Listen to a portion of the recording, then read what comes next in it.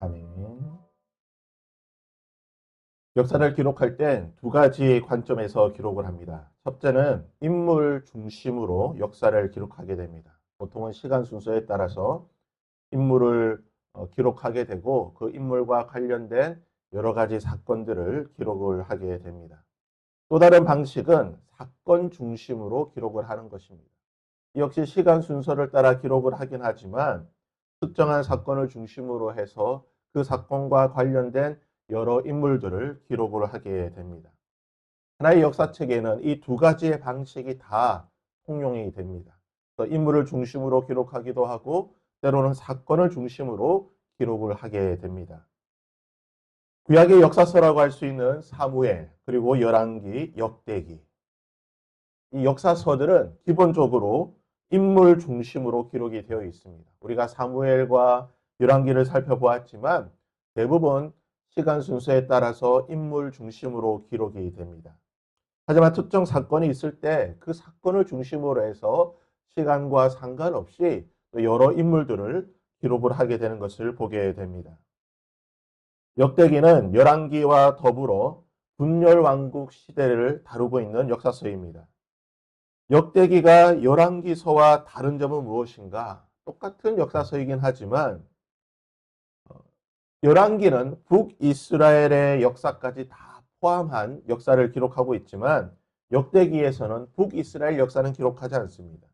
남유다의 역사와 남유다의 왕들만 기록을 하고 있습니다. 또한 남유다의 왕들을 기록할 때에는 그 왕들의 부정적인 모습은 기록을 잘하지 않습니다. 그가 잘못한 것이라든지 하나님 앞에 범죄한 것은 거의 기록하지 않고 대부분 잘한 것, 하나님께 칭찬 들을 만한 것, 그 왕의 선한 모습들을 중심으로 해서 기록을 한다는 것입니다. 왜 역대기가 이러한 방식으로 역사서를 기록하고 있는가? 열왕기와는 다른 방식으로 또 왕들의 부정적인 모습보다는 왕들의 좋은 모습들만 기록을 하고 있는가? 우리가 열왕기서를 읽어보았지만 열왕기서를 읽게 되면 한 가지 알게 되는 사실이 무엇입니까? 그것은 바로 왜 언약 백성이었던 이스라엘이 하나님의 심판을 받게 되었는가? 그들이 어떠한 일을 했기 때문에 언약 백성임에도 불구하고 하나님의 심판을 받고 멸망할 수밖에 없었는가? 이 사실을 열왕기서를 보면 알 수 있다는 것입니다. 이에 반해서 역대기는요, 이제 우리가 한 3개월 정도 역대기를 살펴보겠지만, 하나님의 심판으로 멸망받았던 이스라엘 백성들이 언약 백성으로 다시 회복될 수 있는가? 이 사실을 중점으로 기록을 하고 있다는 것입니다. 하나님의 심판을 받아 멸망하긴 하였지만, 그들이 다시 하나님의 백성으로 회복될 수 있는가? 하나님은 그들을 어떻게 회복시키실 것인가? 그들이 하나님 앞에 회복될 수 있는 이유가 무엇인가? 이 관점에서 역대기를 기록하고 있다는 것입니다. 우리가 역대기를 볼 때에 기본적으로 전제를, 베이스를 깔고 봐야 되는 것이 무엇인가? 언약 백성으로 이스라엘 백성들이 왜 회복될 수 있는가? 그 회복을 위해서 하나님께서 어떠한 일들을 하시는 것이고 이스라엘 왕들, 특별히 남유다의 왕들이 이러한 모습들이 있기 때문에 하나님의 언약 백성으로서 그들이 살아갈 수 있고 회복될 수 있다고 하는 사실을 기록하고 있는 것입니다. 또 역대기의 한 가지 특징은 성경 중에서 가장 긴 족보가 기록이 되어 있습니다. 우리가 신약 성경을 읽게 되면 마태복음과 누가복음에 족보가 기록이 되어 있는데요. 그리고 구약 성경에도 뭐 창세기라든지 이제 니에미아나 이런 부분 보면 족보가 기록이 되어 있지만 이 역대기에 가장 긴 내용의 족보가 있습니다. 1장에서 9장까지 족보가 있습니다. 그래서 다음 주까지죠. 계속해서 이제 우리가 족보를 볼 것인데요. 조금은 좀 지루할 수가 있습니다. 계속 뭐 누가 누구를 낳고 이런 부분들이 나오는데 왜 이렇게 이 역사서 초반에 족보를 기록하고 있는가? 이 족보를 통하여서 하나님께서 언약 백성들을 어떻게 이끌고 계시는지, 수많은 인물들 가운데에 하나님의 약속의 백성이 누구인지를 이 족보를 통해 알 수 있다는 것입니다. 오늘 역대기 1장, 역대상 1장을 보시게 되면 1절에서 34절까지는요. 아담에서 야곱까지의 족보가 기록이 되어 있습니다. 그리고 35절에서 42절까지는 야곱의 두 아들인 이 에돔에 대해서 야곱의 아들인 에돔에서부터 에서에서부터 에돔까지의 족보가 기록이 되어 있고요. 43절에서 54절까지는 이 에돔 가운데에 에돔의 여러 왕들과 족장에 대해서 기록을 하고 있습니다. 역대상 1장 1절입니다. 아담, 셋, 에노스라고 시작하고 있습니다. 역대기는 왕들의 역사입니다. 그러니까 왕들의 시초, 사울이라든지 다윗이라든지 또는 남유다의 시초라고 할 수 있는 르호보암이라든지 이런 사람으로 시작을 해야 되는데요. 첫 시장이 아담, 셋, 에노스로 시작합니다. 이 세 인물을 통해서 이미 이 역대기의 주제가 무엇인지를 보여주는 것이죠. 하나님께서 택하신 하나님의 약속된 백성, 가인이 아닌 셋, 아담, 셋, 에노스. 역대기의 기록이 왜 우리가 하나님의 언약 백성으로 회복될 수 있는가? 남유다 백성들이 하나님의 백성으로 회복될 수 있는 우리가 여전히 하나님의 백성인가를 보여주기 위해서 그들의 조상들 중에서 가장 인류의 시초라고 할 수 있는 아담을 먼저 기록함을 통해서 하나님께서 택하신 백성이다. 너희들은 하나님께서 택하신 백성이라고 하는 사실을 분명히 보여주고 있는 것입니다. 5절에서 16절까지는요. 노아의 아들들을 기록하고 있는데요. 특별히 그들 중에서도 노아의 아들 가운데서도 야벳과 함의 자손들을 기록하고 있습니다. 지금 야벳과 함의 자손들은 이스라엘을 멸망시킨 후손들입니다. 그러니까 이스라엘을 멸망시킨 사람들의 조상이 누구이냐? 바로 야벳과 함인데요. 이들은 이스라엘을 멸망시키고 정복하고 세상을 다스리는 마치 세상의 주권자 같은 그러한 모습들을 보여주고 있지만 실상은 그들이 하나님의 역사의 중심, 하나님의 택한 백성이 아니라는 것입니다. 계속해서 이후에 노아의 아들도 그렇고 그리고 아브라함의 자손도 그렇고 야곱의 자손들을 기록할 때도 마찬가지인데요. 계속해서 언약 백성이 아닌 자들을 먼저 기록합니다.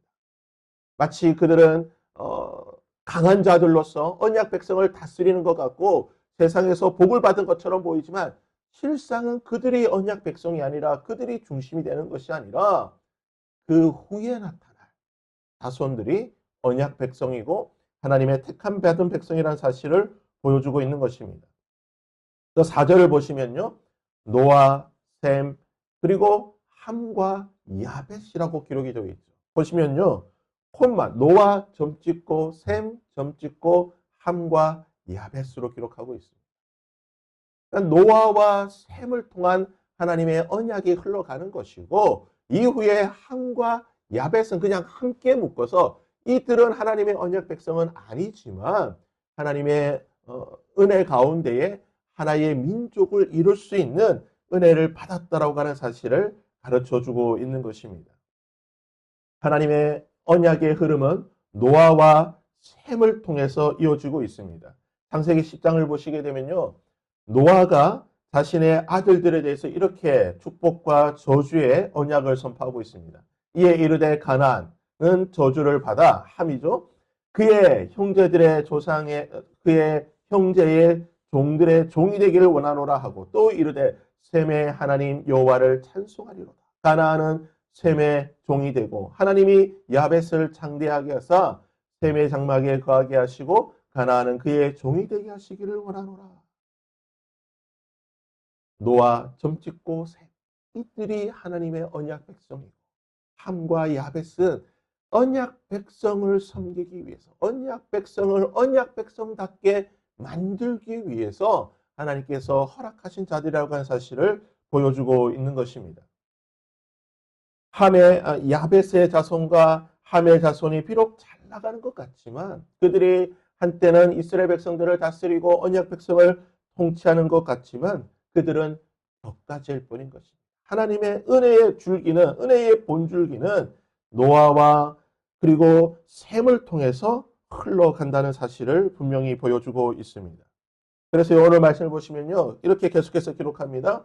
셈의 자손들을 기록할 때에 이렇게 기록하죠. 셈, 아르바삭, 셀라, 에벨, 벨렉, 르우, 수룩, 나홀, 데라. 그리고 그들로부터 아브라함 곧 아브라함은 조상들이라.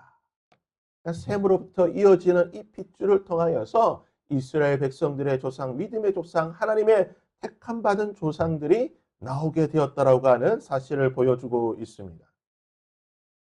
근데요, 아브라함을 또 기록할 때 보면 또 똑같은 방식으로 기록을 하고 있습니다. 아브라함의 아들들이 여러 명의 아들이 있어요. 우리가 창세기를 살펴보았지만 여러 아들이 있지만 하나님께서는 이 여러 아들들 중에서 누구를 하나님의 택함 받은 자, 하나님의 언약 백성으로 택하였는가? 창세기 이렇게 기록하고 있습니다. 하나님이 아브라함에게 이르시되 내 아이나 내 여종으로 말미암아 근심하지 말고 사라가 내게 이른 말을 다 들으라. 이삭에게서 나는 자라야 넷이라 부를 것이니라.